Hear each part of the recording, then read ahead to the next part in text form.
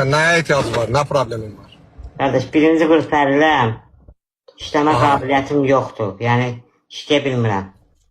2 dənə kızım var, körpə kərdə qalıram. Sağ olsun, yaxşılar kömək edirlər. Kimin yüzü nəyə çatır.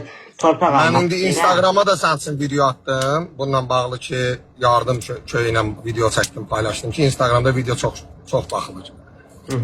İşleme kabiliyetin yoktu da.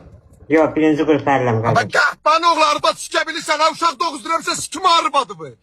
Qəhbə balası, millət aldadan çırıq, sikim arbadı bu. Millət aldada bilsən ha çırıq, hamilə saxlaya bilsən o yanındaki qəhbəni. Ha? Dedim də Yanındakı qoşmayayım da qəhbə... bunu. Hə. Dedim qoşmayayım da bunu. Dedim qoşduyuz. Nə qoşmayayım mən bunu. Bunun boynu gələ soxum. Günahı öz boynuna. Dedim qoşmayayım da bunu. Hə. Xəstə gədə xəstə. Sağ dedim qoş.